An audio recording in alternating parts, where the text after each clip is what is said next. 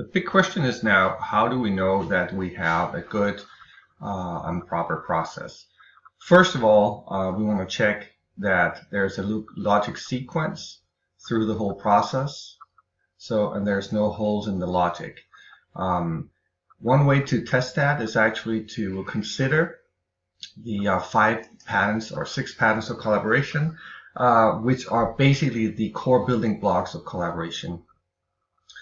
This model talks to us about 6 activities, 6 types of activities that we engage in order to collaborate. We have a set of activities that generate something.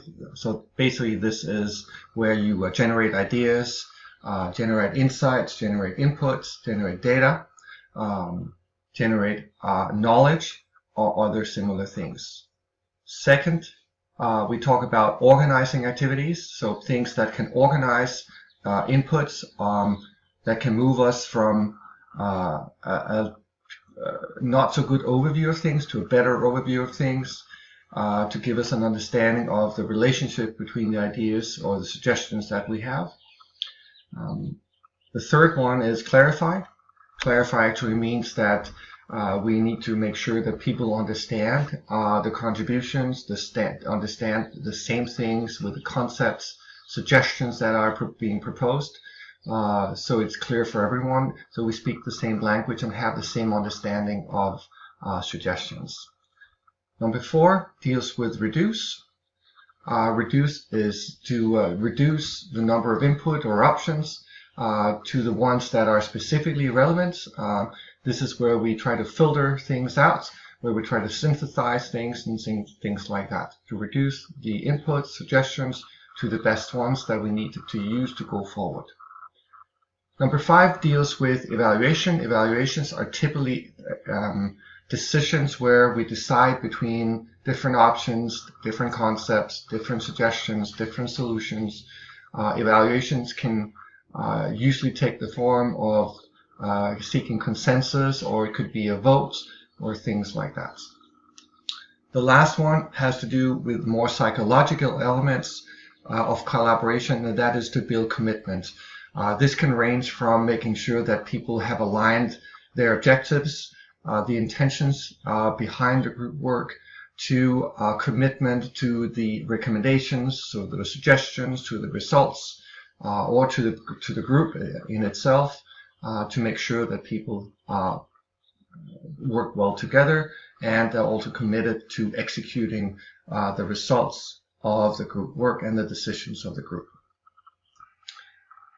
We can then use this set of building blocks to look at our agenda to see if there's a normal sequence, an appropriate sequence between the different types of activities that happen.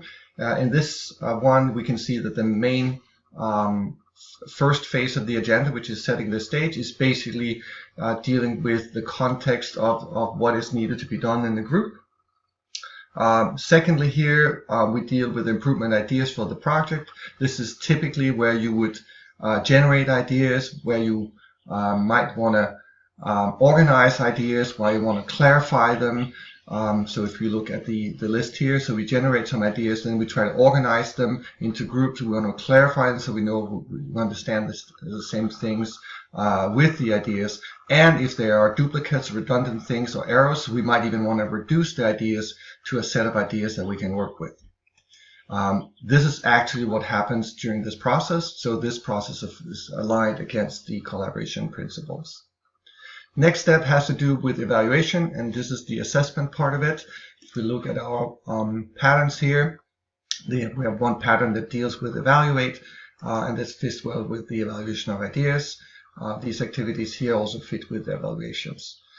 Last one here is choosing the best idea. Basically, it's the result of an evaluation. That's where you choose. This one is interesting because it actually deals with, first of all, choosing the best ideas, but also exploring disagreements between different ideas to make sure and clarify if there's anything we have overlooked, any reasoning that we've overlooked for why these are not the best ideas. This is where we would catch this. This will also make sure that we can build commitment behind the solutions, because if someone has an objection to an idea and we don't get that objection discussed, then there will be less commitment behind the prioritized ideas. And then the last step here is, of course, the next step. So what's going to happen next? How we're going to use it? Of course, that's normally a necessary step for most group sessions. So what do we do from here? And this one has a couple of activities planned for that. So in this sense, it seems like the building blocks that we have are well represented in the agenda, and there doesn't seem to be any major lacks of logic in this agenda.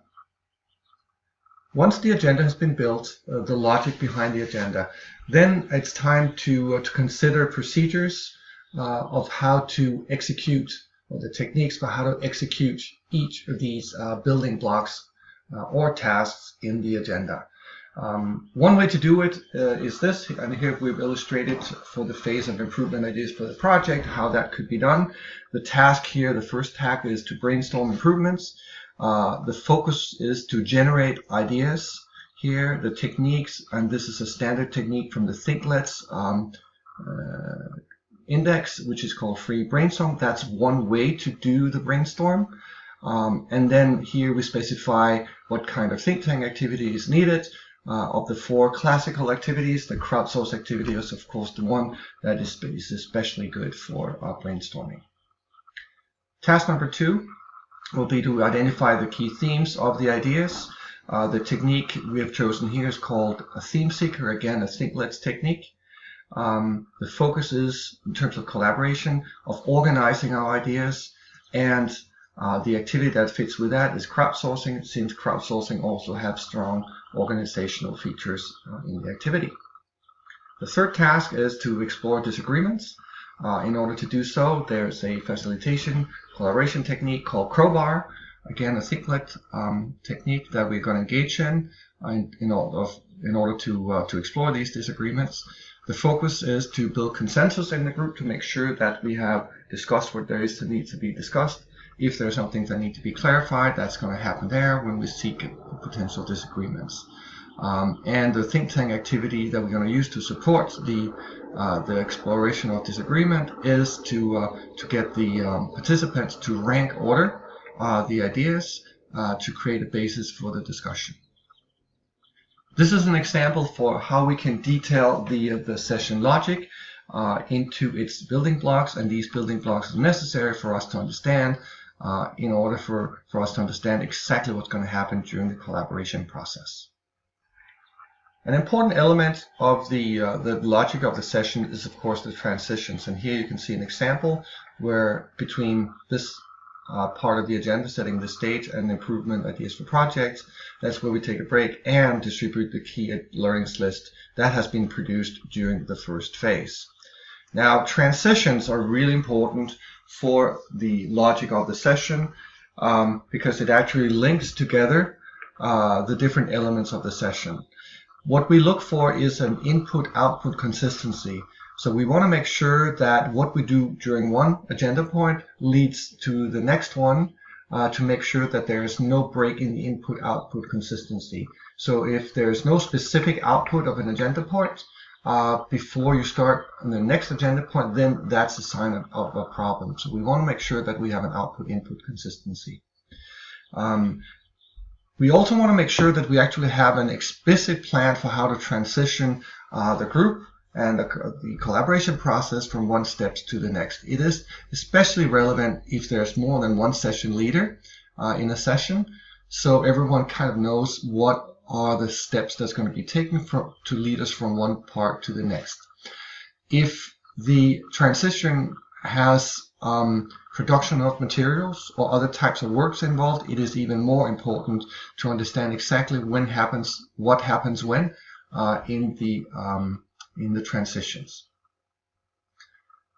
The fourth thing about transitions is, of course, that Think Tank has some specific activities which are called steps, and we have steps activities for most activities, for instance, crowdsourcing or crowdsourcing steps versus crowdsourcing standard. The steps is an activity type where you can actually do different things within the same activity. So for transitions between different points of the agenda, it is sometimes possible to use just one action to support one think tank activity to support different types of tasks in an agenda. Other tips for building the agenda is first and foremost that you have to make sure that the agenda delivers on the deliverables. And if there's no deliverables defined, then we're normally pretty sure that we're not producing what is needed. So you have to make sure that deliverables are defined before you can actually develop a great agenda. Secondly, we recognize that there's a need to communicate in a group. However, we want a minimum one-way communication. A number of sessions are pretty ineffectively because they use one-way communication to the major parts. One-way communication can actually be done before an interaction session as pre-reads or videos or texts or PowerPoints sent out ahead of time in order to reduce the one-way communication time in the actual session. Third, we of course recognize that collaboration is defined by 6 types of activities, and we want to make sure that we use these 6 patterns of collaboration or 6 types of collaboration activity types to make sure that we actually do collaboration throughout the collaboration process. We number 4, recommend to actually decentralize the work and decentralize the decision making in a normal collaboration group. And that is to be able to leverage the power of the group.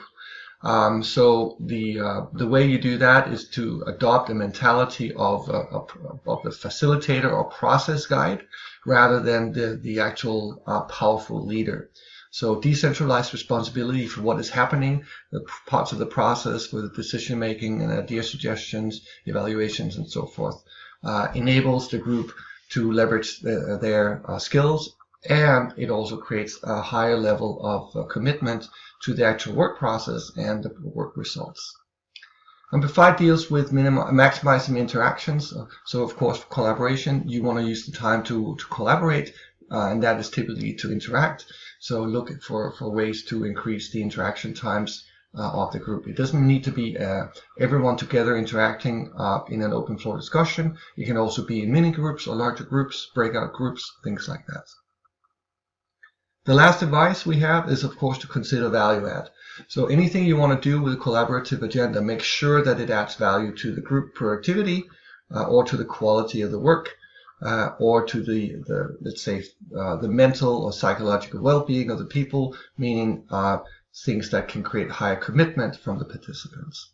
So those are some of our key tips for executing for executing the planning of a collaborative agenda. All right, so enough about the advice. Let's see, well, how do we do it in practice? Well, first of all, we of course need to document the agenda. And typically we start with just a simple plan for the agenda. It can be one of these horizontal vertical logic templates you just saw. And we sketch out the logic of a session in that. Once we have that one, we then develop a script. A script is a little more detailed agenda that specifies timings, what happens, why things happen, and what kind of tools are needed. In a minute, I'll show you a tool called the 5W script template that can be used for scripting out a session once you have the logic of the session sketched out. For some larger and high-stakes sessions, we actually use a third and a more advanced tool called the detailed session plan. For the session leader training, this is not included here. What we focus on is to use the standard plan. The super user course will cover more with these more advanced tools. So let's take a look at these templates. The simple template we have to develop the session logic, it can actually be made in ThinkTank. Here's an example of such a horizontal vertical logic template. In the left side here, this is where we develop the major agenda steps, so the red boxes. For each of these ones, we develop a set of tasks. These are equal to the blue boxes or the blue arrows in the sheet you saw before. And then for each of these tasks, we then write out what type of tools in ThinkTank are needed